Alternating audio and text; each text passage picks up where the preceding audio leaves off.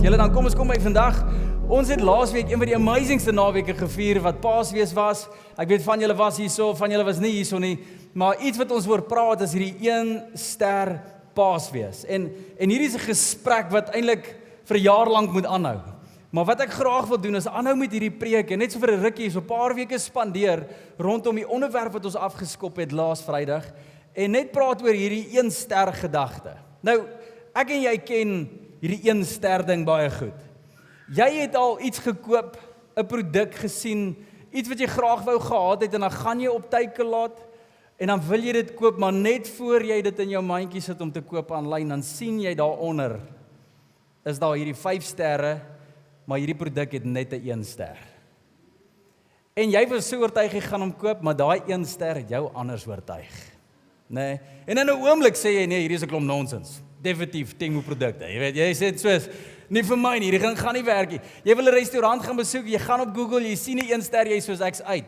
So wat ons gaan doen is vanoggend gou vir jou 'n speletjie speel. Haal jou foon gou uit terwyl jy daar so is en dan sal jy sien ons 'n QR kode, scan hom gou en ons gaan sommer hierso vandag 'n speletjie speel. So as jy nie weet hoe hierdie werk nie, vat jou foon se kamera, zoom bietjie in en dan sodra jy gezoom het op hom, druk hom as hy niks vir jou oppop nie, maar sodra jy iets oppop, volg die skakel en dan gaan ons 'n paar goed weer evalueer volgende, okay? Jy moet uit 5 ster uit die volgende goedjies net antwoord. En dan soos hulle antwoord, gaan die lewendige antwoord op die skerm kom en ons kyk bietjie waar staan almal vandag. So is almal gereed. Zoom net bietjie in, kry die QR kode. Alright, eerste vraag, net om af te skop, net om die gevoel weer los te kry. En dit is, hoe voel jy vandag? Sit julle antwoorde in daar, unlock hom vir ons, dat ons kan, okay, go. So, hoe voel jy vandag? Wat se kant van die bed af het jy opgestaan, hoe hard jou vrou jou geslaan? Antwoord die vraag, okay, hier gaan ons, 'n 3. Al die golfkykers is definitief waar by die 5. Julle kyk die Masters, julle is opgewonde oor die ding. Okay, ons het nie 'n slegte atmosfeer hier van ons gaan deur 'n bietjie rowwe tyd en jy voel nie so opgewonde oor vandag nie. Ek is bly jy is nog steeds hier. So, alright, so julle het die gevoel. Ons is daarom meerderheid in 'n goeie by en die res van die is dit en die einde van die diens glo ek jy gaan beter voel as jy uitstap. Maar kom ons gaan die volgende ene toe. So hier is die vraag. Ons gaan praat oor disse wat jy kan eet. Gee hierdie disse 'n 5 ster. Bobotie. Waar is ons boere nou? Alright, bobotie. My magtig. Wie hou nie van bobotie nie? Okay, kom ons wees eerlik. Wie hou nie van die rosyntjies in bobotie nie? Ja, ek het geweet dis die ding. Okay, bobotie sonder rosyntjies. Sit daai nou op. Meeste van ons is bobotie aanhangers. Ons hou net van eet. Ons het 'n klomp eters in hierdie gebou vandag. Alright, volgende dis. Wat het ons hier slaai?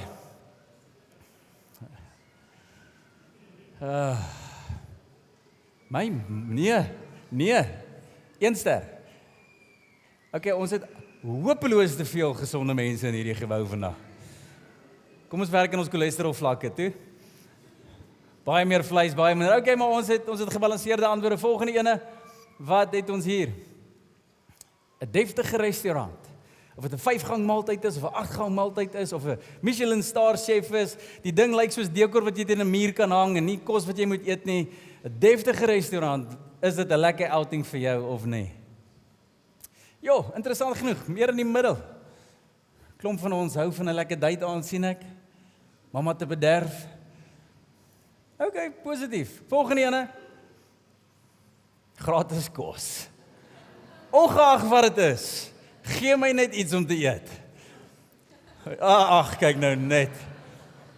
Hoe het jy gesien wat die petrolpryse is daar? Ons word gratis kos enige dag van die dag. Ons het 'n klomp bachelors hier so by the way, as dit die antwoord is. Al die single mense, steek julle hand op en kyk rond.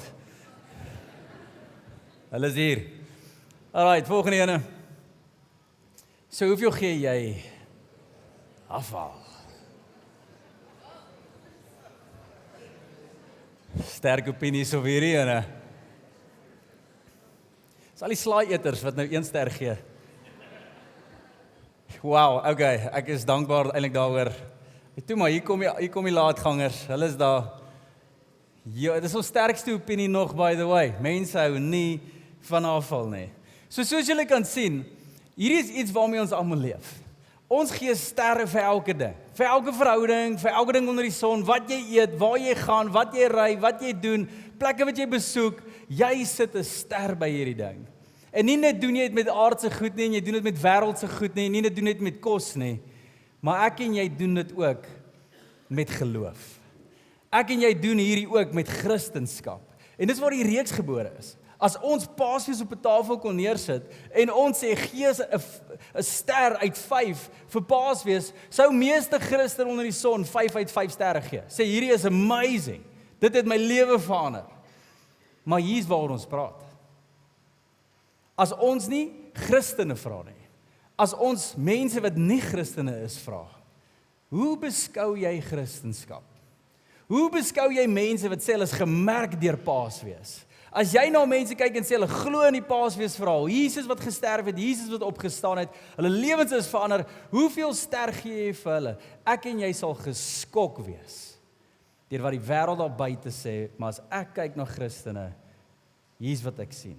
Onder andere het ek genoem laasweek Gandhi wat 'n Hindoe was, 'n bekende Hindoe, het gesê, I like your Christ, I do not like your Christians. Your Christians are so unlike your Christ. En hier sê hy hard en duidelik, ek gee 5 ster vir Jesus, maar vir die volgelinge van Jesus, 'n 1 sterretjie. En interessant genoeg, ek lees van die Barna groep hierdie week, en die Barna groep is 'n interessante maatskappy wat 'n klomp studies doen oor Christendom, spesifiek oor kerk, en hulle doen studies oor elke liewe ding, van waar is kerk besig om te verander, en hoe lyk modelle in kerk, en hoekom groei sekere kerke, hoekom krimp sekere kerke, wat werk deesdae, waarheen is die Here besig, en hoe werk dit in sekere lande, en hulle doen 'n internasionale studie oor die klein goed in kerk, die groot goed in kerk, en selfs oor die onderwerp waar ons vandag praat. En hulle het 'n studie gedoen oor wat is mense se opinies van buite af, die buitestanders oor Christendom. En die nommer 1 ding, sonder uitsondering, wat oorheersend die beskrywing oor Christene was, van mense wat nie Christene is nie, is hierdie woord. Christene is oordelend. Dis die nommer 1 ding. As ons Christendom moet skryf en Christene moet beskryf, hulle oordeel so vinnig. Nou my vraag is, toe ek dit hoor, is maar hoekom? Hoekom sê die wêreld dit? Want ons is mense van liefde, ons is mense wat reg en verkeerd verstaan, en miskien is dit omdat ons so sterk is oor wat reg is vir die Here en verkeerd is vir die Here, en nou voel hulle ons oordeel hulle. Miskien is dit omdat ons net voel, maar luister jy, ek het Bybelkennis en jy het die Bybelkennis, en soos ek dit met jou deel, voel jy geïntimideerd, en nou oordeel ons hulle. Waar kom hierdie gedagtes vandaan, dat die wêreld dink, 1 ster Christen, omdat ons oordeel? Hoe's daai ding gebore? Hoe is dit die oorhoofse gevoel? En hier is die antwoord.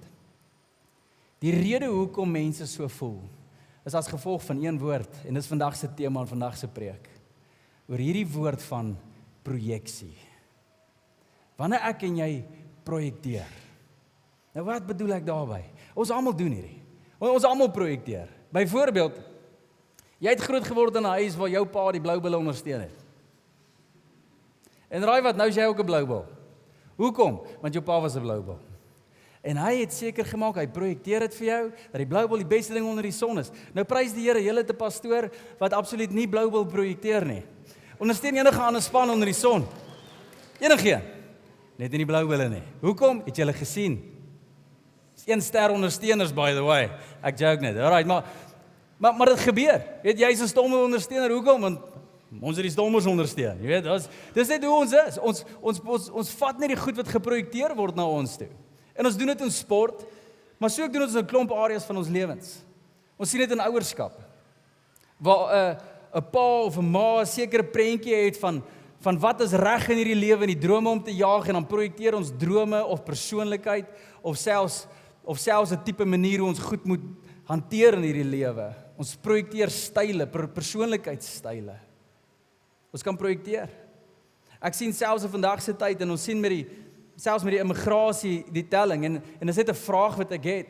As ek die taal hoor onder mense wat immigreer, baie mense het amazing geleenthede om te gaan, en die Here bless hulle met geleenthede, en dis awesome, en dan gaan die mense, hulle immigreer, maar baie mense, jy weet, dit hierdie begeerte om uit hulle eie frustrasies uit te kom, En te sê, maar ek is moeg vir hierdie sukkel in my lewe, en dis eintlik hoekom hulle wil gaan, maar dan gebruik hulle woorde, ek doen dit vir die kinders.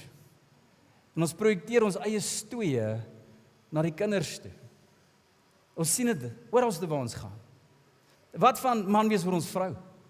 Ons as manne is sterk en ons het rigting en ons wil besluite neem en dan partykeer kan ons wil en ons dryf projekteer op ons vrouens en sê maar, waar is jou dryf? Waar is jy? Jy moet ook. Hierdie gebeur binne in huwelike. Wat van by die werk? Jy is besigheidseienaar of projekbestuurder, het hierdie begeerte om dinge net reg te doen, want jy is so passievol oor jy werk en dan dink jy, almal moet so passievol wees soos jy projekteer jou waardes oor die werk op iemand anderste. Ons projekteer oral waar ons gaan, maar so ook geestelik. En hoor gou mooi, geestelike projeksie is so sjokoladebedekte hoogmoed. En ek het laasweek gepraat oor hoogmoed. En sjokoladebedekte hoogmoed is wanneer dit buitekant so mooi lyk. Sjokolade, wie wil dit nie? En dit blink, is temper, dis mooi, dis lekker. Maar sodra jy daai sjokolade oopsny en jy vat 'n byt, dan proe jy in die binnekant is not the real deal. En hierdie is wat die wêreld optel by ons. Ons projekteer, ons as Christene, maar sodra hulle naby genoeg kom, dan tel hulle hoogmoed op. En hulle tel goed op wat nie van die Here afkom nie, wat nie lyk soos Jesus nie. En hoor mooi, Jesus was so uitgesproke, toe hy op planeet aarde gewandel het, hier hoor julle.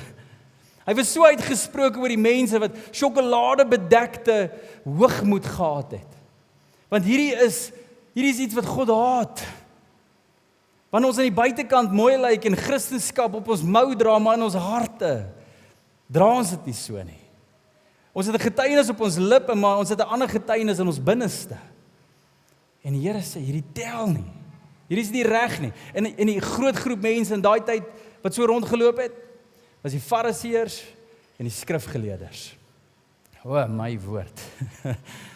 Laas ek gepraat, moenie 'n fight pick met die Here nie. Die Here het 'n fight gehad met hierdie ouens. Jesus was so in harde gesprekke. Hy sou byvoorbeeld so op 'n Sondag of 'n dag gesit het en gepreek het en daar skare voor hom en hy's besig om te leer en dan sien hy die Fariseërs wat nader kom en hulle staan en luister na sy preek. Hy stop die preek. En hy wys na sy vinger en hy kyk so na hulle en hy sê, sien julle die Fariseërs en skrifgeleerders moet nie soos hulle wees nie. Kliphard. Jesus het hulle so omgekrap, dat hulle so woedend vir hom geraak het, so kwaad vir hom geraak het, dat hulle hom gekruisig het eventueel. Maar Jesus het nie stil gebly daaroor nie. En tot vandag toe, bly hy nie stil hieroor nie. Nou wat ek oor gaan praat, is 'n klomp goed, wat ek raak gelees het ook in 'n boek, en my al besig hou vir maande. Ek het hierdie boek al voorgestel vir ons bestuur in die kerk, hier is 'n moedlees. Ek het vir ons personeel voorgestel, hier is 'n moedlees. Nou soos julle ken my al vir jare, die van julle dankie is, ek stel nie boeke voor nie, want ek wil nooit my journey projekteer op ander nie. Maar hierdie is 'n boek wat my en jou kan weghou van hierdie goed waaroor ek gaan praat. En ek wil dit regtig vir julle voorstel, is Accidental Pharisee van Larry Osborne. As jy nie 'n leser is nie, begin lees. Daai is 'n boek wat jy moet lees. Want hierdie is waar een ster Christendom gebore word. Maak seker, jy tel daai boek op, maar Jesus was uitgesproke oor hierdie Fariseërs. Nou, hier is die gedagte en die hoofgedagte van daai boek. Niemand staan op een oggend en dink, wat ek wil doen vandag. Ek wil 'n Fariseër wees vandag. Is daar nou een ding is wat ek wil wees, is dit, ek wil Jesus gaan omkrap. Niemand doen dit nie. Maar hier is die ding. Ons almal stadig maar seker. As jy lank die Here saam met hom leef, per ongeluk groei hierdie goed binne in ons. Per ongeluk gebeur Fariseër wees binne in ons. En nie net by die Fariseërs en skrifgeleerders lees ons hierdie ding in die Bybel nie, maar kom ek vat julle na een van ons grootste geloofshelde in die Bybel. En ons sien 'n oomblik waar hy geprojekteer het. Ons sien 'n oomblik waar hy gedink het, maar ek is reg en julle is verkeerd en wat die Here met my doen, dis wat dit almal moet doen. En kom ons gaan lees hierdie gedeelte saam. In Handelinge 15 lees ons hierdie gedeelte in vers 36 en Paulus, jou wat 2/3 van die Nuwe Testament geskryf het. Die ou wat voorgeloop het en kerke geplant het en is nie vir sy bediening was nie, sou ek en jy 9 uit 10 keer ook hier nog die effekte van daai bediening beleef het nie. Ek en jy sit in die nalatenskap van 'n Paulus en hoor wat lees ons hier. Barnabas wou vir Johannes, sy noemnaam is Markus, by the way, as jy daai name saam sit, afkortings, Johannes, Markus, dan is dit Jou Ma. Ek het net gedink, pas op vir daai ene. Sorry, julle sien hoe lees ek Bybel. In elk geval, Barnabas wou vir Jou Ma saamvat. Paulus het egter gedink, dit is nie reg om die man saam te vat wat hulle in Pamfilia in die steek gelaat het en nie aan hulle verdere bediening deel gehad het nie. So nou hoor jy, Barnabas sê, Paulus, hey, ons moet vir Jou Ma hier kry. Paulus is soos, nee. Want daai ou, hy kon nie saam met ons stiek nie. Hy het ons gedrop op 99. Daar is die manier dat hy moet saamkom. En hoor wat gebeur. Daar het toe kwade gevoelens onder hulle ontstaan. Hulle het elkeen sy eie koers gegaan. Daar's risie, konflik. Barnabas het vir Markus gevat en Cyprus toe gevaar. Paulus het Silas gekies en hy het vertrek nadat hy deur die gelowiges aan die liefdevolle goedheid van die Here toevertrou is. Hy het deur Sirië en Cilicië gereis en die gemeentes daar versterk. Nou ons lees vinnig verby daai tipe verse in die Bybel, maar hier sien ons 'n per ongeluk 'n fariseer oomblik. Hier sien ons 'n projeksie oomblik. Waar Paulus, ons geloofsheld, die ou wat ons sê, wow, iemand het dit reg gekry, dis dalk Paulus, né? Hierdie ou is heiliger as ons almal. Hierdie ou is nader aan die Here as ons almal. Hierdie ou kan ons leer oor elke faset van die Here. Nie net die fariseërs en skrifkenners in die struik getrap nie. Paulus, ons geloofsheld, trap in hierdie struik. Waar hy sê, het jy daai ou se geloof gesien, Barnabas? Jou ma kon nie eens by ons bly nie. Jou ma het nie eens die uithou vermoë om deur rowwe dinge te gaan nie. Hy het gebek of gesê, ouens, my tyd is, ek moet maar gaan. Ek gaan nie meer saam met julle reis nie. Wat ook al die woorde was, is te veel, is te hard, dis nie ek hier nie, ek pas nie hier nie. Hy het allerlei woordjies gehad en Paulus kyk af op hom en sê, hy's te sag. Hy kan nie staan vir wat die Here wil hê nie.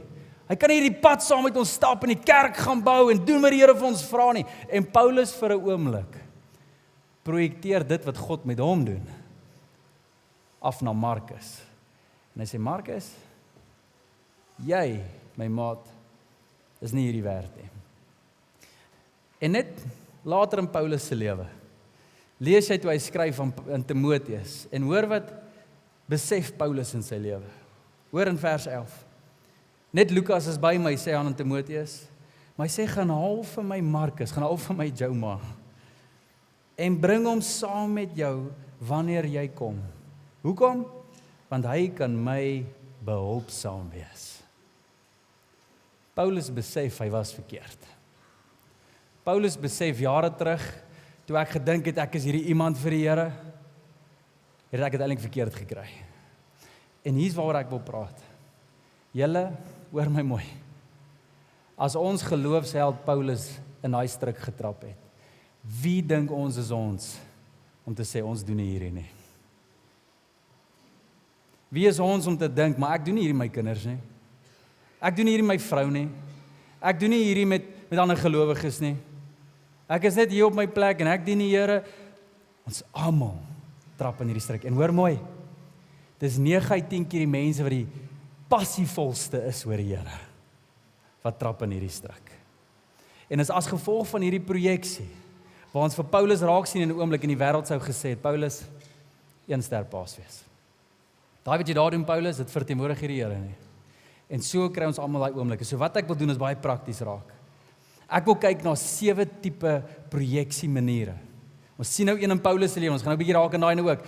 Maar 7 maniere hoe ek en jy geneig is om net stadig maar seker te dryf na hierdie goed toe en op een of ander manier te projekteer. Nou die van julle wat hierso sit en iemand het jou saamgesleep en jy beskou jouself nie regtig as hierdie wow Christen of selfs 'n Christen en jy is net hier om te kom luister vandag. Hierdie gaan vir jou 'n fantastiese preek wees. Want jy gaan uiteindelik woorde kry wat jy kan sê, maar dis my stoei met Christendom. Daai is die woorde, daai is wat ek beleef het, daai is die titel. Uiteindelik het ek woorde om by dit te sit om te sê, maar dis hoekom ek sukkel om 'n Christen te wees. Dis hoekom ek sukkel om my voete in kerk te sit. Dis hoekom ek sukkel om hierdie pad te stap soos ander Christene sê ek moet. Jy gaan woorde kry. En dan ook gaan ek vir ons sê vir ons as Christene wat die Here lief is en 'n pad staan met hom. Hierdie gaan een van daai minder lekker preke wees. Want ek en jy gaan onsself dalk raak sien in een of twee van hierdie goed. Waar ons soos Paulus 1 ster Paasfees uitleef. So kom ons begin met die eerste. En dis een wat ons raak sien by Paulus. En dis 'n radikale projeksie. Dis mense wat van natuur af net 'n dryf in hulle het soos geen ander nie. Hulle het 'n uithou vermoë hier binne in hulle wat net skrik vir niks nie. Hulle kapasiteit is hoog. Hulle wil dinge gedoen kry. Hulle wil nie te veel praat nie, hulle wil net doen. Ons sal later uit ons foute uitleer, ons moet net go. En as die Here iets op my hart sit, ons dink nie baie lank daaroor nie, ons maak nie sommetjies nie. As die Here praat, dan moet ons beweeg. En dis 'n mooi ding. Dis 'n beautiful ding. Maar dit raak 1 ster Paasfees as jy dink elke liewe ander Christen moet ook so wees. En as jy na 'n ander Christen kom en sê maar, Jane, hoekom sukkel jy so lank om die Here te gehoorsaam? Doen dit nou net, man. Hoe lank wil jy nog bid oor hierdie ding? Hoe lank wil jy nog hier so in sirkels rondloop? Go, hou op, just irriteer vir my. En ons sien daai ding in kerk. En ons sien daai ding in Christen en ons sien daai ding by Paulus, waar hy kyk na jou ma en hy dink, jou ma, man. Kan jy net 'n bietjie woema kry? Kan jy net jou wiele aan die gang kry? Hoe lank wil jy nog stil sit? En ons niks fout met wat Paulus voel oor sy eie hart nie, want dis hoe God hom bymekaar gesit het. Maar waar Paulus het verkeerd gekry het, is hy gedink het, maar elke Christen moet so wees. En hier is wat gebeur, hier is hoe ons projekteer. Ons dink ons God gegewe temperament, ons ag dit as geestelike volwassenheid. En ons dink, maar as almal nie daai uithou vermoë en daai krag het en tronke toe wil gaan en op kruise wil gaan brand en alles radikaal vir die Here wil doen nie, dan is hulle eintlik slapgat Christene. En ons ag, daai is geestelike volwassenheid. En almal wat nie daar is nie, is nie so geestelike volwasse nie. Daai is 'n projeksie. Pas op vir hom. Hier is iets wat jy moet onthou. Jy kan nie iemand se spoed oordeel as jy nie hulle tas dra nie. Jy kan nie. Ek en jy moet eers uitvind wat se tas het die Here vir daai persoon gegee. Waarvoor het die Here persoon daai ou geroep? Waarmee is die Here besig in daai ou se lewe en saam met hom werk en hom ondersteun in dit as ons hulle wil kry om saam te bedien en saam te beweeg. Jy kan nie van die kant af staan en sê, "Hey, go nie." Jesus het dit nie eens gedoen nie. Paasfees. Jesus wat in die hemel staan en daar sê, "Hey, kan julle net asseblief julle agterende in 'n raad kry en julle saak met God regkry? Hoeveel keer moet ek nog vir julle wys wat's reg en verkeerd? Hoeveel keer moet ek nog wonderwerke vir julle doen?" Nee. Jesus kom af as mens. Hy kom af en hy dien die mensdom. Hy bring sy radikale hart nog steeds vir die Here, maar hy projekteer dit nie op ander nie. Hy roep hulle. Hy nooi hulle. Hy stap 'n pad saam met hulle. Ons sien, Jesus was radikaal, maar hy projekteer dit nie. Maar dis die eerste een. Kom ons gaan na die tweede een. En hierdie is die teenoorgestelde van die eerste een. En dis 'n genadeprojeksie. Hierdie is mense wat van natuur baie sag is, baie geduldig is, baie mooi wil praat. Hulle wil dinge deurpraat byvoorbeeld, waar 'n radikale ou 2 woorde wil sê en net dinge gedoen wil kry. Hierdie ouens wil altyd vergewe, hierdie ouens het altyd pleisters vir foute. En dan dink hulle, maar almal moet so wees. En baie van hierdie mense sukkel selfs by die werksplek. Sukkel selfs in ouerskap, want ons dink heiligheid is gekoppel aan sagtheid. En alhoewel al waarheid in dit is, want ons God is ook sag en het baie genade, is dit nie die definisie van heiligheid nie. Jy sien met baie keer gebeur in die werksplek, as jy werk dalk onder 'n baas en as jy so iets wil projekteer of so 'n persoon is, dan dink jy daai baas wat so hard is en dryf is en radikaal is, daai ou is 'n vark man. Daai ou het nie liefde vir mense nie. Daai ou, hy sit anders gewire as jy. Maar omdat jy die genade projeksie doen en dink maar dis heilig wanneer ons net so mooi is die hele tyd. En ons verwar gaaf met heilig. En as iemand nie net gaaf met jou is, en nou ewe skielik dink jy maar hy's 'n vark. Hierdie ou is nie naby die Here nie. Nee. 'n Paulus is ook nodig. 'n Radikale hart is ook nodig. En hier's wat ons moet onthou. Is dat as ons 'n genadeprojeksie doen, dan projekteer ons om saam met ander te stem as die enigste manier van Jesus se liefde. Dis gif. Hier is iets om te onthou, om uit daai projeksie uit te kom. 'n Herder het 'n staf vir 'n rede, julle. 'n Herder is sag, 'n herder het baie genade, maar hy moet ook 'n staf dra. As jy weet waarvoor nie, om iets te neuk. om die wolwe weg te hou, om die slegte op hok te hou. En hier is die gedagte, genade wat nooit konfronteer nie, gee toestemming vir sonde. En as ek en jy net genade wil projekteer, maar kan hierdie ouens nie net 'n mooier pad met my stap, kan hierdie ouens my net wil verstaan nie, kan ons net dinge deurpraat nie, iewers moet jy ook jou agterendraad kry. Dis wat Here ook wil hê. Besop dat ons nie net genade projekteer nie. Die derde ene, en hierdie is 'n groot ene wat ons sien in die kerkwêreld. En dis die sakeprojeksie. Hierdie is mense wat met 'n sekere passie vir iets rondloop. En die Here gee daai passie vir jou.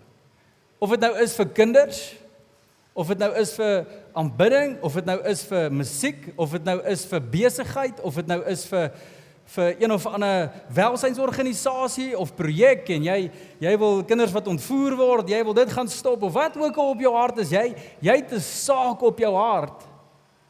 En wat so mooi is, die Here roep jou om 'n verskil te gaan maak in wat ook al daai saak is, maar die projeksie wat baie keer gebeur in die kerkwêreld en onder Christene, is dat ons ag daai saak wat God druk op ons hart as die hoofsaak wat God op sy hart het. En dit is nie so nie. Byvoorbeeld, ek het al baie van hierdie gate getrap en doen nou nog. Ek onthou toe ek jong tot bekering was en ek het passion vir die Here. Dis omtrent al wat ek het. Ek het niks kennis nie, ek het nie in kerk groot geword nie. Ek het nie eens 'n Bybel besit op die tyd nie. Ek het net hierdie liefde en passie vir die Here. En al wat ek nou wil doen is help dat mense wat dink hulle kan nie naby aan God kom nie, hulle help verstaan, maar weet jy wat, as ek tot bekering kan kom, en ek was nie eens in kerk nie, en ek het 'n lang lys van sonde, en die Here het my gehelp, dan kan hy jou ook help. Ek het net hierdie hart vir verlore mense, vir mense wat hulle self diskwalifiseer van Jesus af, en hulle is nie goed genoeg nie. En ek wil hulle net gehelp het. En dan sou ek sou goed gebid het.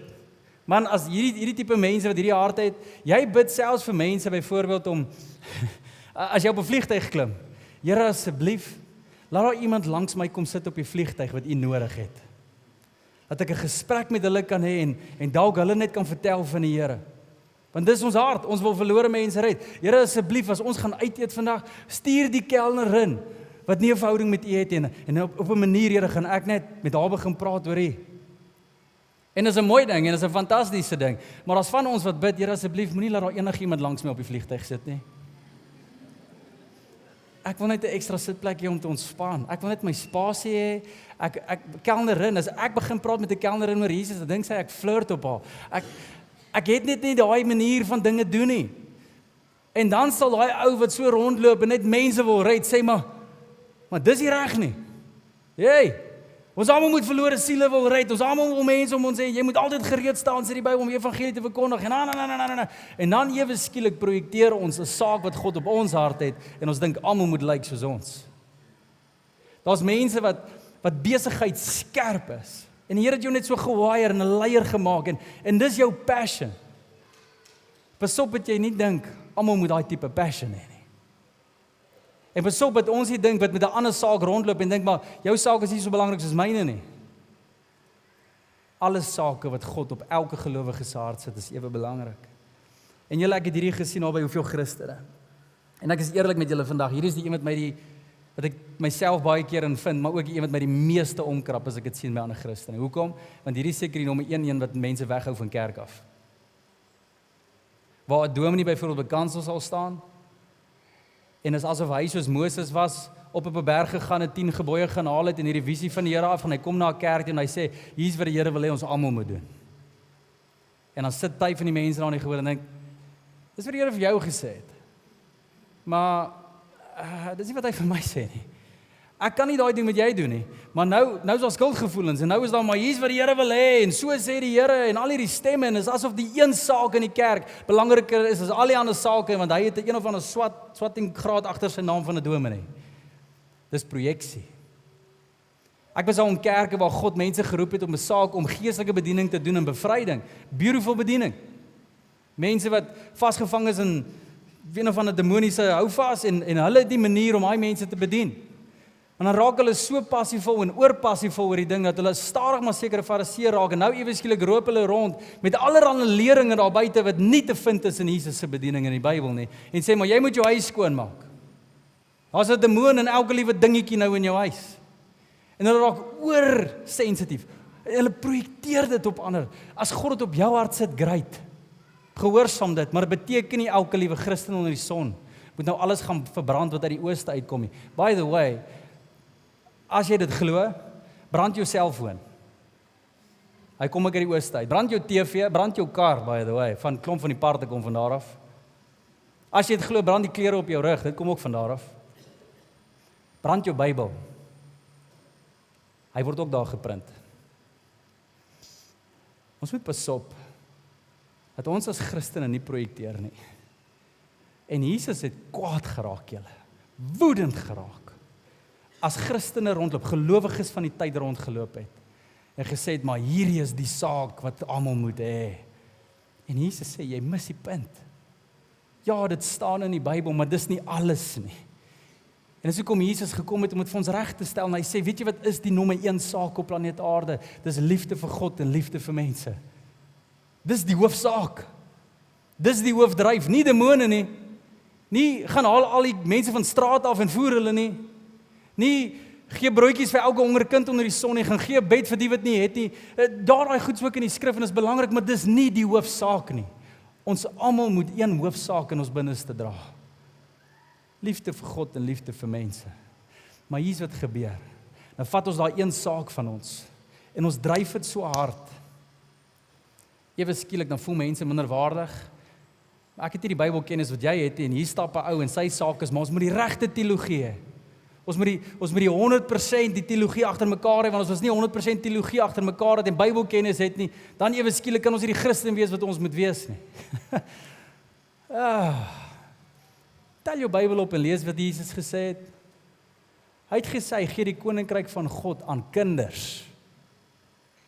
Het jy al gehoor hoe praat kinders in hulle teologie oor Jesus? Jesus is een of ander superheld. Jesus is een of ander ou met net superpowers wat lewe beter kan maak en net mense kan lief hê en dit is so eenvoudig. Hulle teologie is nie agter mekaar. As jy gaan vra, verduidelik my die doop, gaan verduidelik my hoe kom mense tot bekering, verduidelik my die Heilige Gees, verduidelik my die drie enige God. Hulle is all over met hulle teologie. In 1 Korintiërs 12, ons is die liggaam van Christus. Weet jy wat sê hy? Hy sê van ons is 'n oog, van ons is 'n tong, van ons is 'n dikdarm. Jy het 'n funksie, jy stink so 'n bietjie, maar jy het 'n funksie. Ons almal het 'n verskillende rol te speel, ons almal dra verskillende sake van die Here op ons harte. Maar wat help dit die liggaam beklei te mekaar en ons die tong sê vir die oog, hey maar, kan jy net asseblief begin proe? Kan jy net asseblief passievol raak oor hoe kos net ervaar word? Of oor hoe ons moet praat? Ons moet die regte woorde sê en die oog kyk na hom en soos, maar wat is praat? Ek kan nie praat nie, ek kan kyk. Weet jy hoe mooi lyk dinge? Wat is lyk, sê die tong. En hier's wat gebeur binne in Christendom. En ek hoor my gou uit. Jy kom tot bekering. En die Here druk een of ander saak op jou hart. Wat ook al dit is, jy's die oog. En nou is jy begaan oor die visie. Oor hoe dinge lyk. En dit is vir jou so belangrik, en nou ewe skielik hoor jy 'n oog wat al jare 'n pad stap met die Here, en jy leer by hulle, en jy leer hoe die visie werk in die liggaam, jy raak so passievol oor visie en hoe oë moet werk, dan ewe skielik swat jy daarvoor, ewe skielik doen jy Bybelstudie daaroor, en jy sien dit al hoe beter, en dit is fantasties, want dit is die saak wat God op jou hart druk. Maar dan een of ander dag, kom jy by 'n toon. Iemand anders wat passievol is oor heeltemal iets anders oor die Here as jy. En dan dink jy, waar kom jy vandaan? Jy mis die punt van Christendom. Jy mis die punt van belewenis met God. Jy mis die punt hoe Christendom moet lyk. Die belangrike dinge het jy nie belangrike ag. Jy kan nie eens sien nie, Jom. Die toon is soos, maar ek is nie bedoel om te sien nie. Ek is bedoel om plekke heen te gaan. Dinge te doen vir die Here, balans te hou, balans te bring. So ek het heeltemal 'n ander rol om te funksioneer. Hierdie sien ons in kerk, en dis waar kerkskering plaasvind. Jy weet, waar predikers opstap en dink, dit gaan net oor prediking. Dan kom 'n aanbiddingsleier en sê, maar dit gaan net oor aanbidding. En nou kom charismate en sê, maar ons moet vlaar rondwaai en ons moet hierdie net gawes, en dis waaroor dit gaan, dis die groot goed. En ander ouens kom en sê, maar dis nie net gawes hier, dit gaan oor lering. En ander ouens kom en sê, maar dit gaan net oor welsynbediening. En nou is dit die liggaam wat saam is, maar nou beklei die liggaam. Hier is my beste raad aan jou. As jy op 'n plek is en jy dra 'n sekere saak van die Here op jou hart, wees passievol daaroor. Maar as ander Christene jou begin frustreer en irriteer want jy dink hulle sake is nie so belangrik of hulle mis die punt, weet jy wat is die beste ding wat jy kan doen? Kom weg van die klomp ander oë wat om jou is. Hoor wat ek vir jou sê. Moenie jouself omring met dieselfde mense as jy by dieselfde saak as jy dra nie. Kom in die liggaam in. Gaan spandeer tyd saam met ouens wat heeltemal passievol is oor Jesus op 'n ander manier as jy. Wat heeltemal anders dink as jy. Ek onthou toe die Here my die eerste keer op hierdie journey stuur. Ek het 'n fariseer geraak op 'n stadium oor prediking. Ek's baie passionate oor prediking. Baie lief daarvoor, baie dankbaar daaroor. Maar op 'n stadium kyk ek na 'n klomp ander predikers en ek raak hoogmoedig en ek dink, wat preek julle? Waar kom julle vandaan? Hou op hierdie valse lering, hou op hierdie en ek raak so frustreerd want nou sien ek heeltemal iets anders. Weet julle wat doen die Here met my? Hy druk dit so sterk op my hart, maar hy sit die TV aan en gaan kyk TBN. En ek moes ander predikers luister tot ek ophou frustreerd raak met hulle. Ek moes selfs na mense wat se teologie wack is luister. En ek moes die Here begin soek daarin. En ewe skielik het die Here daai frustrasie uit my kom haal. Dis oukei om 'n saak op jou hart te dra, maar moet dit nie projekteer nie. Ek het lank praat oor hierdie, maar hier is die beginsel. Ek en jy moet nie ons spesifieke saak wat ons dra met die Here ag as 'n hamer om ander te slaan daarmee nie. Hoor dit mooi. Net omdat jy 'n ander rol het, beteken nie is meer heiliger nie. As dit kan jy doen, is ons 'n fariseer, 1 ster pasies. Maar kom ons gaan aan. Daar's nog 'n paar oor. Die stilte tyd projeksie. Hier is 'n eenvoudige een. Hier's van ons wat so erg is oor ons stilte tyd en is so beautiful. Jy staan 5:00 die oggend op, koppie koffie, Griekse konkordansie daar langs jou en 'n joernaal om jou pad saam met die Here in te skryf. Beautiful, doen dit. Maar nou, baie keer die projeksie wat gebeur is jy hoor van 'n Christen wat nie tyd spandeer saam met die Here soos jy nie en nie so toegewyd is tot hulle stilte tyd en nou ewe skielik dink jy hulle is minderwaardig as 'n Christen want hoekom wil jy tyd saam met die Vader spandeer nie? Maar daai ma is so oorweldig met die 2 Peters in haar huis, sy wil net rus en slaap en dis die Here se genade geskenk en nadat sy dit daar ook kan toemaak en asemhaal, enige ma is in die gebou. En wanneer jy bid, kan jy nie so oë bou nie. En die Here fluister dalk vir jou gaan slaap net my kind, rus net bietjie. En nou jy skielik kom jy nie meer so baie tyd saam met die Here spandeer het soos voorheen en jy voel jy minderwaardig en skuldig, maar dis nie van die Here af nie. Ek het nou die eerste keer toe ek iemand hoor sê het van 'n kansel af, hulle bid vir 3 ure aan een. En ek het gedink, wow, dis heilig, ek gaan dit nou doen. Ek gaan huis toe, ek begin bid. 15 minute, ek's opgebid julle. Ek het vir World Peace, vir elke hongerkind gebid. Ek is deur my lys, ek is op. En ek onthou toe ek al wegstap, toe voel ek so skuldig. Want ek het nie daai tipe tyd spandeer soos daai mense. My verhouding met die Here is nie reg nie. Hoekom beleef ek dit so? Dis 'n projeksie. En dis van ons wat rondloop met die duiwel wat jou so aankla. Net so tussen my en jou. Ek het eendag 'n professor ontmoet wat 'n amazing verhouding met God het. Incredible verhouding met God. Ek vra hom oor stilte tyd. Hy kyk my so asof ek volksvreemde taal met hom praat.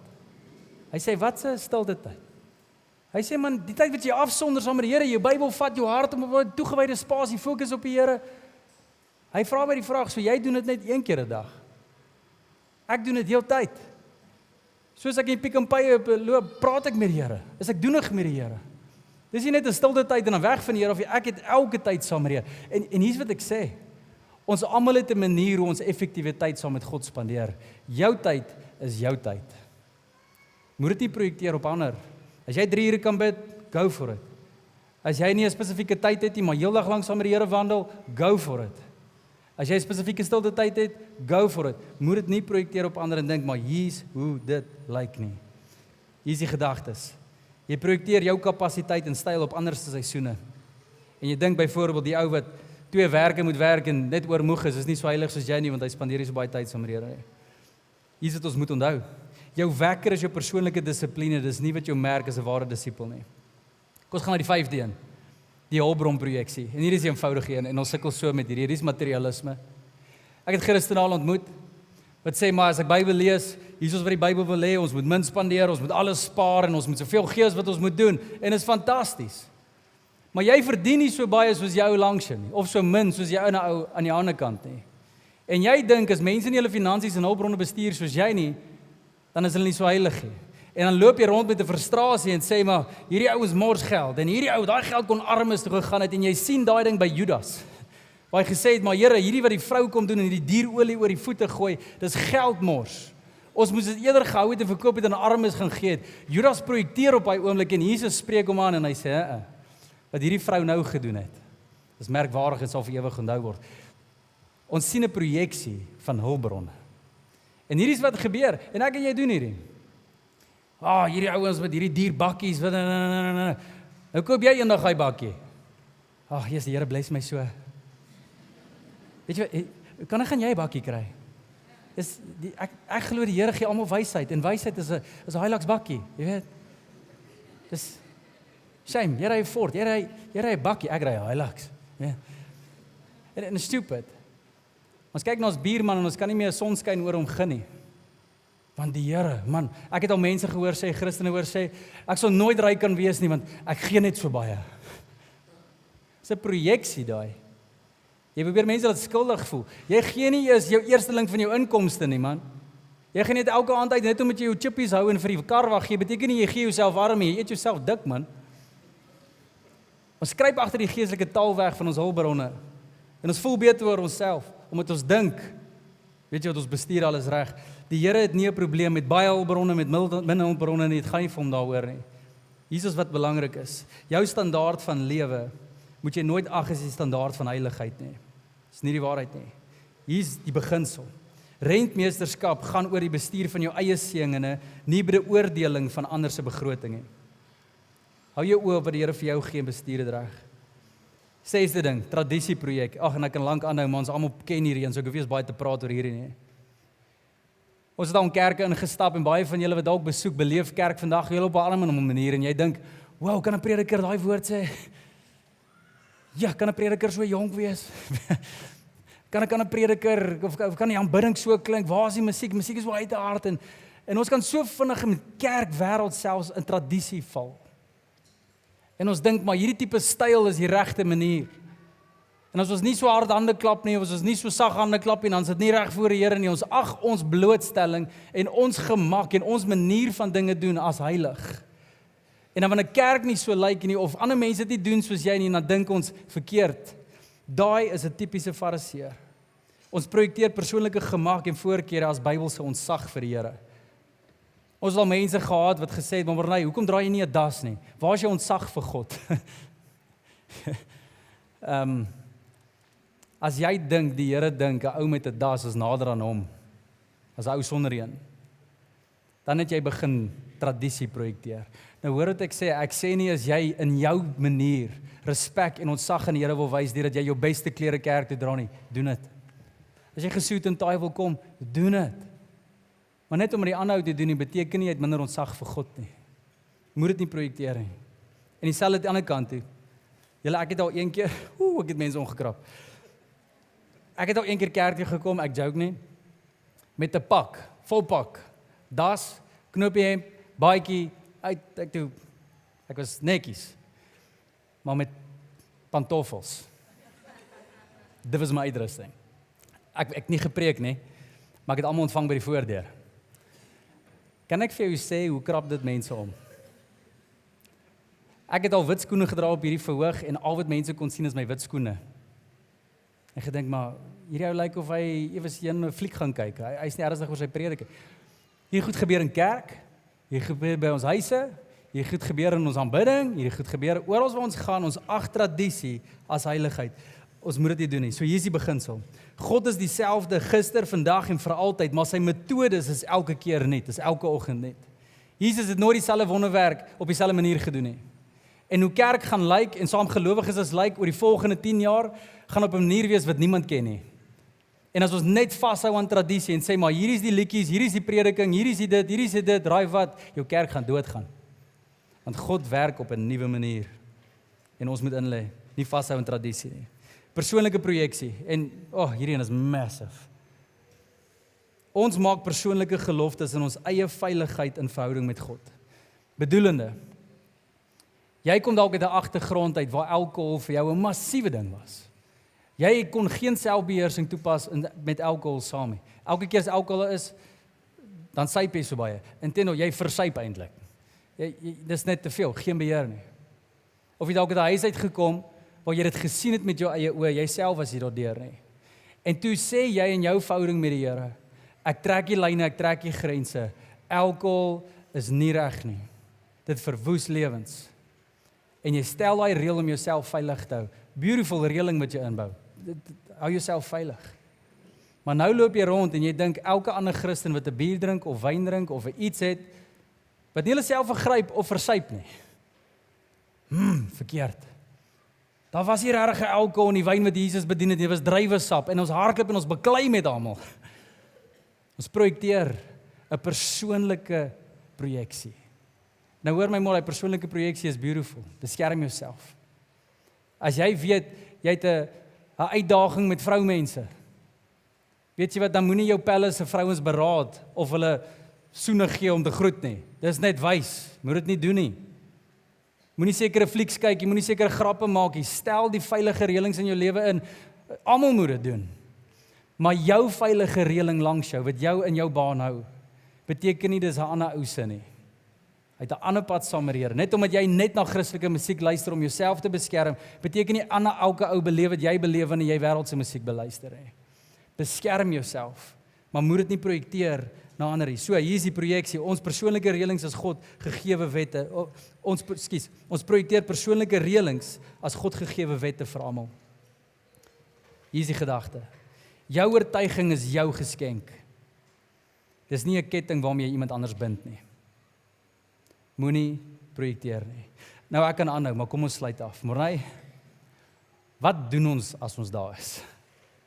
Hoe kry ons dit reg om nie te projekteer nie? Want kom ons wees eerlik. Ons almal wat projekteer, loop hier rond met 'n slegte bedoeling nie. Ons wil die beste hê vir daai persoon. Dis hoekom ons daai gesprekke het, dis hoekom ons met hulle daai goed praat en dis hoekom ons ook baie keer verwag het hulle daai moet doen. Hoe bly ons weg van daai goed af sonder om weg te bly van die waarheid af in die skrif? Hoor mooi, die Bybel is wit en swart oor 'n klomp dinge daar buite. En van daar af wyk ons nooit nie. Daar's net 'n manier om by die Vader uit te kom en dis deur Jesus. Jy wyk nie af van daai nie. Dis 'n waarheid. Jy moet bid, sê Jesus. Wanneer jy bid en hoe jy bid, jou saak, maar jy moet bid. Jesus het gesê wanneer jy bid. Ek weet nie wanneer is jou wanneer nie. Ek weet nie hoe lyk jou wanneer nie. Maar jy moet bid. Ons almal moet aanbid. Die Here verwag dat ons lofsang aan hom bring. Doen dit. Hoe jy doen, met wat se liedjies jy doen, ek weet nie, maak nie saakie, solank jy doen. Jy moet mense lief hê. Jy moet nie lief hê op my manier of jou manier nie, solank jy hulle lief het uit die diepte van jou hart uit en opregtheid.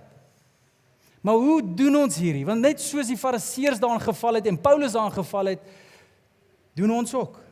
Paulus het so goeie raad gegee hoor.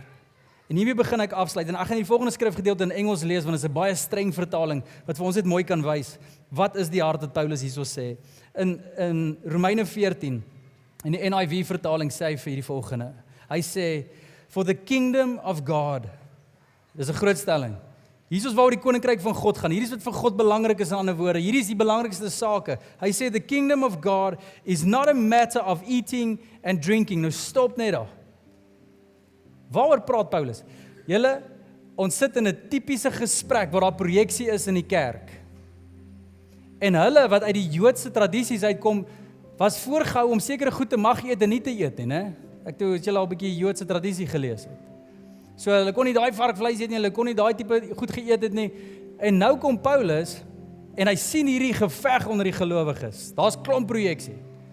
En Paulus sê maar, hey, ons is nou onder nuwe verbond. Wat eintlik belangrik is vir die Here is nie wat jy eet nie, dit gaan oor verhouding met hom. En ons groot fights, groot projeksie aan die gang. En hy herinner hulle aan hierdie beginsel. Hy sê the kingdom of God, die koninkryk van God, gaan nie daaroor oor wat jy drink of wat jy eet nie. En hierdie trek nou elke ander projeksie toe. Dit gaan nie oor wat se liedjie jy sing by jou kerk nie. Dit gaan nie oor wat se das jy dra of klere wat jy het nie. Dit gaan nie oor al hierdie goedjies wat ek nou genoem het en al hierdie projeksie nie. Dis nie die hoofgoed nie, sê Paulus. Hoor wat sê hy? Die hoofding, the kingdom of God, is of righteousness, peace and joy in the Holy Spirit. Dis die groot goed vir die Here. Because anyone who serves Christ in this way is pleasing to God and receives human approval. Daar's verhouding in ander woorde. En hoor mooi, hy gaan verder, hy sê, let us therefore make every effort to do what leads to peace and to mutual edification. Hy sê, vergeet van jou projeksie. Die ding wat jy moet najaag, is verhouding met God en met mense. Wat help het jy stap weg uit 'n gesprek en jy voel, ek was reg, maar die verhouding is verpletterd.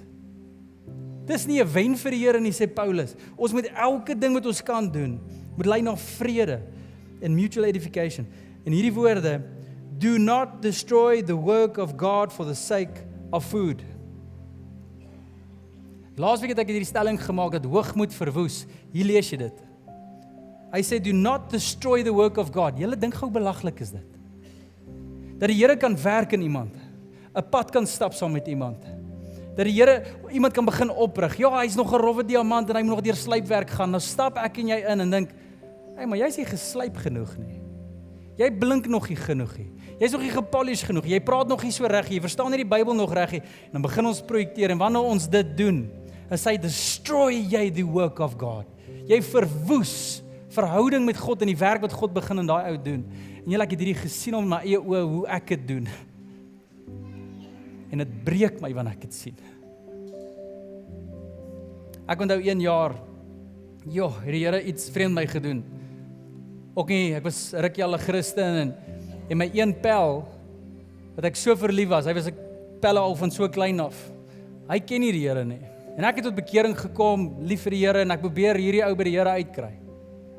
En op 'n stadium kom hier vriend van my, sy ouers tot bekering, en hulle boek vir hulle hele gesin met my en Kluis 'n kaartjie om 'n Joe Niemand show te gaan kyk by die Coca-Cola Dome. En Joe Niemand is 'n Christelike sanger. Nou weet ek my pel is daar en hy begin nou goeie vrae vra oor Christendom. Wat beteken die Here is besig om in hom te werk. Die Here is besig om iets binne hom los te maak en te roer. So ek is so excited daaroor. Want hierdie ou lyk my gaan gewen word vir die hemel. En wow, dis awesome. Ek wil nie gaan sonder hom nie. En ons staan daar en Joe Niemand begin, hy nooi die mense, kom ons staan op, kom ons aanbid. En soos ek opstaan en aanbid, begin hy hande klap en net soos ek my hande wil opsteek, julle beleef ek hoe die Here met my praat. En ek sê dit nie algemeen nie. Ek stap nooit op die kansel en sê so sê die Here nie, maar daar's kere in my lewe waar ek duidelik die stem van die Here kon hoor en hierdie was een van hulle. Ek het al een keer gehoor ek moes 'n pastoor word. Hierdie was net so intens. En hier's wat die Here op my hart gedruk het daai dag. Hy sê Morey, moenie jou hande opsteek in aanbidding nie. Nou julle, dit klink volksvreemd. Dit klink nie reg nie. Want die Here hou daarvan. Die Bybel is vol van hierdie gebare. Ons moet dit doen. Dit eer die Here as ons dit doen. Hoekom moet ek nie my hande opsteek nie? Nou ewe skielik verander my hele gesprek met die Here daar. Waar ek sê, maar Here, ek is hier vir 'n aanbiddingsgeleentheid. Hoekom wil U nie hê ek moet hier voluit so aanbid met my hande uitgesteek nie? Dis dit my manier om te wys. Ek gee oor aan nie. En hy sê, Morey, kyk vir jou vriend. Hy's geïntimideerd. Hy's oorweldig met al die Christene. Dis 'n wêreld wat hy nie ken nie. En niemand relate na hom toe nie. Hy kan nog nie so hande klap en hande opsteek nie. En daar was 'n klein stukkie in my wat gedink het. Maar as ek hom kan wys hoe om te aanbid, dan sal hy dalk ook aanbid. Ek wou projekteer. En die Here sê stop. En in 'n oomblik besef ek wat Paulus daar sê. Ek kon die werk binne in hom gedestrooi het. Wat was belangriker? Ek wat my hande moes opsteek of hom net laat veilig voel het in 'n aanbiddingsspasie. Projeksie is gif. Dit destroy the work of God. Moet dit nie doen vir die saak van kos nie. Moet dit nie doen vir die saak van kerk nie. Moet dit nie doen vir die saak van jy wat 'n Bybelvers geleer het of sekere oortuiging het nie. Moet dit nie doen nie. En hier's wat Paulus sê, all food is clean, but it is wrong for a person to eat anything that causes someone else to stumble. Presies wat ek wou doen met my vriend. Daai was verkeerd. It is better not to eat meat or drink wine or to do anything else that recalls your brother or sister to fall. Moenie laat iemand anders struikel nie. So hier's die woorde. Wat doen ons nou? En hier is die opsomming van die preek in een sin vir jou. So whatever you believe about these things, die klein goed, die oortuigings, die goed wat jy wil projekteer, die sake wat God op jou hart druk, wat doen jy daarmee? Whatever you believe about these things, keep it between yourself and God. Hou dit in jou verhouding met Christus. Wees dankbaar dat God in jou werk en eer hom daarvoor, maar moenie dink almal moet wandel soos jy wandel nie. Moenie dink jy is die standaard nie. Moenie dink jy is die stem nie. Hou dit tussen jou en die Here en wees dankbaar as jy sien God beweeg in iemand anders. En vier dit, as dit klein voel teenoor wat jy beleef, ag dit as die grootste ding onder die son. Vier dit asof dit die beste ding onder die son is. Hou op dink, jy is beter. Hoekom? Want hoogmoed verwoes. En hy eindig af en hy sê, blessed is the one who does not condemn himself by what he approves. Geseënd is jy. Jy nie hoogmoedig rondloop en dink, maar wat ek het, dis reg, wat jy het, dis verkeerd. Kan ons dit wat die Here doen in jou hart en in my hart, tussen ons en God hou. En dit wat op ons mou rondloop en ons harte rondloop, wat almal kan sien, is liefde vir God en liefde vir Christus. Mag dit die eerste ding wees waaraan hulle vasloop. Nie ons oortuigings nie, nie allerhande kleiner goed wat vir ons saak maak nie. En Jesus se woorde was toe hy bedien het, ek loop rond en dit wat ek sien, God doen, dit doen ek, en dit wat ek hom hoor sê, dit sê ek. Weet julle hoe vreemd is dit vir God van heelal om te sê? Here, hierdie wysheid, hierdie kennis, hierdie liefde, hierdie gesag, hierdie alles. Jesus, jy het nie toestemming nodig om te kyk wat God doen en dan net saam met te werk, jy is God. Doen wat jy wil doen. Maar Jesus het geweet, in my aardse liggaam is daar 'n versoeking van projeksie. En as ek net doen wat ek voel, en as ek net doen wat hier tussen my en God gebeur, en ek dink almal moet daar wees, dan gaan ek rondloop en dan gaan projekteer en dan gaan mense weghou van die kruis af. Hoeveel van ons het stories waar ander projekteer het, en jy het seer, of jy weet van 'n pel wat dit beleef het, en hulle is uit die kerk uit, kan ons 'n Christendom uitleef. Wat so dankbaar is dat God in ons werk. Maar dit wat hy doen nie, we keep it between us and God. En dit sê nie ons wil nie meer soos Jesus wees nie. Dit sê nie ons aanvaar nie heiligheid en aanspreeklikheid nie. Die waarheid in die skrif is die waarheid in die skrif. Dis 'n gelowiges lyk dit anders. Maar as jy 'n spesifieke pad stap, hou dit by jou. So hier's wat ek vir jou vra. Kan ons net weer besef hoe gevaarlik projeksie is? En kan ons besef hoe mooi en uitnodigend dit is as ons net met liefde vir God en mense rondloop, die verhoudings bewaar. Die klein goed is klein goed ag en die groot goed is heilig ag. So rondloop, weet julle wat doen ons? Ons wys die wêreld dat Paasfees 'n 5-ster is. En dalk gaan hulle hoofbeskrywing nie wees oordelend nie, maar liefdevol. Soos Christus. Insluitend. Alles wat ons sien in die Nuwe Testament. So daar weer is, ek weet nie wat se projeksie op jou hart druk nie. Ek weet nie waaraan jy skuldig is nie. Maar iets wat ek wel weet is, en waarvoor ek bid en waarvoor ek hoop, is dat ons vanoggend net bietjie kan jammer sê vir die Here. Nederig rondloop en bietjie minder van onsself dink as ons hier uitloop. Meer van God, minder van ons.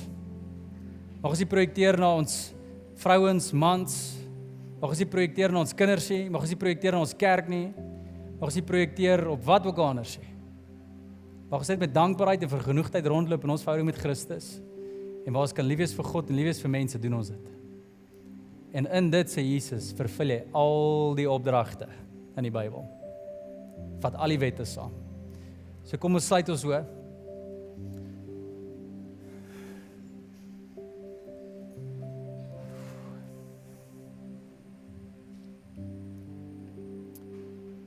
En net vir 'n oomblik, kom ons dink aan daai ding wat ons projekteer.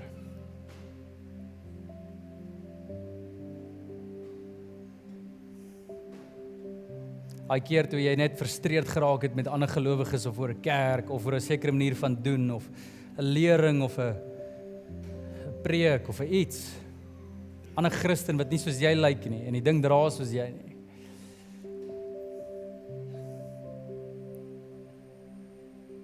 Kom ons bring dit na die Here. Hemelse Vader, dankie dat ons kan lees in die skrif, Here, dat ons Bybel bestaan nie uit perfekte mense nie. Maar selfs ons geloofsheld, Here, 'n Paulus, het in die struik van projeksie geval. Waar hy gedink het almal moet so radikaal wees soos ek. Waar hy gedink het, maar ek is die standaard en wat God doen met my, dis hoe dit lyk oral. Hemelse Vader, ek bid dat U ons harte sal kom deursoek, Here. En waar ook al U iets in ons vind, Here, wat nie goed is nie, wat hoogmoedig lyk, wat beter wetend lyk, dat U ons sal vergewe. En dat ons hier sal uitstap, en meer as daai woorde wat ons lees in Psalm 8, wat is die mens dan, dat U aan my dink, Here? Mag ons net dankbaar wees dat U ons raak sien, dat ons 'n pad met U kan stap, dat U belangstel in ons, en ja, Here, dat ons liefde vir U en liefde vir mense sal groei, maar mag ons nie dink die manier hoe ons ander mense naby aan God kry is deur te projekteer nie. Dis hoe ons hulle wegkry. Dis hoe hulle hoogmoed beleef. Dis hoe ons verwoesting bring en die werk wat God doen in 'n ander ou verwoes. Mag ons vergenoegd wees, Here. So Hemelse Vader, ek wil U net dank saam met almal hier so volgend, dat U Jesus nie gekom het en kom projekteer het nie, Here. Dankie dat U nie gekom het en 'n standaard kom stel en gesê het, hier is hoe jy moet lyk en enigiets kort van dit, hel toe met jou. Here, U het geluister. U het gekyk waar U Vader besig is om te werk en U het net dit gedoen. Niks meer nie, niks minder nie. Gee ons daai onderskeiding as dit kom by ons liefde vir medegelowiges en ander mense daar buite, Here, wat U nodig het. Dat ons net saam met U werk, Here. Nie namens U werk nie. Dat ons die Heilige Gees van ander mense sal wees en ander mense probeer oortuig, Here, van ons oortuiging sê. U is die God wat oortuig, nie ons nie. Mag ons hulle lief hê en nie so gehoorsaam en dit moet genoeg wees. So Hemelse Vader, dankie daarvoor. Mag ons die koninkryk van God net maak oor hierdie wat ons nou oor bid, Here. En nie al die ander dinge soos kos en klere en kerk en liedjies en kennis en al die sake wat U op ons hart druk, Here. Dit gaan oor U. En daarom bid ons dit, Here. In die naam van Jesus. Sal ons sê saam. Amen en amen.